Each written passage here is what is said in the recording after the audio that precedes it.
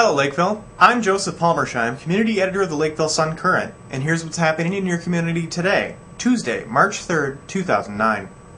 A labor agreement between the city and police officers was unanimously approved at last night's Lakeville City Council meeting. The agreement will give officers and detectives a 3% cost of living increase in both 2009 and 2010.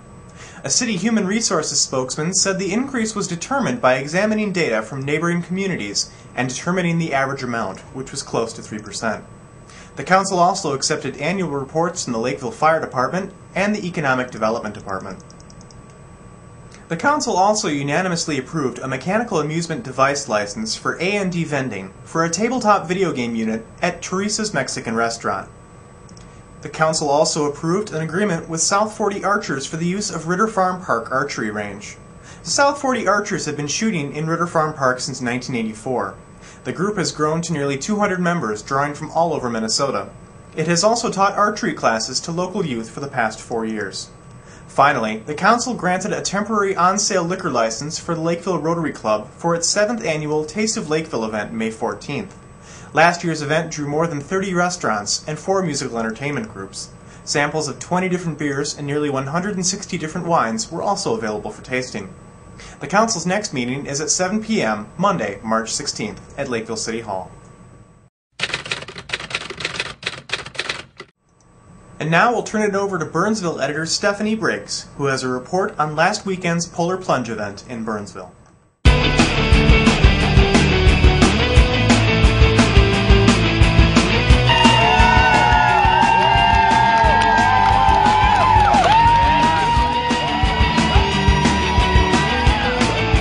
Shining with a February chill in the air, but it was a great day to take a dip in a lake.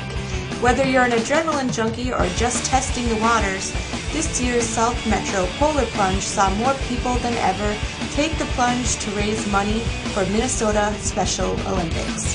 This past Saturday, 535 people took part in the 4th annual South Metro Polar Plunge at Crystal Lake Beach in Burnsville.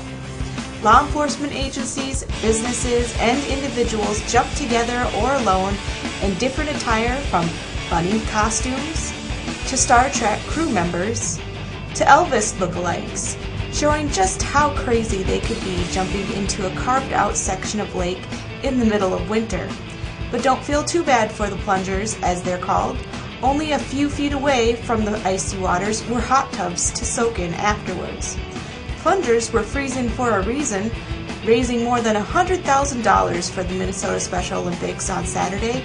Last year, 340 South Metro plungers jumped into the cold waters and raised about $71,000.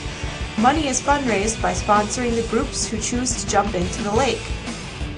The money raised stays in Minnesota and contributes to the overall operating budget of programs for the state's Special Olympics athletes, providing funds to enhance training, competitions, and personal opportunities, including things like the Summer Olympics. According to the Minnesota Special Olympics website, this has been a record-breaking season for raising funds through polar plunges all across the state. More than 2,700 people in the state have taken chili dips and raised more than $476,000 for Special Olympics Minnesota. What a fun day. Your Weather Underground forecast for the day calls for mostly cloudy skies with highs around 30 degrees. For tonight, mostly cloudy skies with scattered flurries and lows around 20. For Wednesday, mostly cloudy in the morning, then becoming partly cloudy with highs around 35 degrees. For Sun-Current and Sun newspapers, I'm Joseph Palmersheim. Thank you for watching.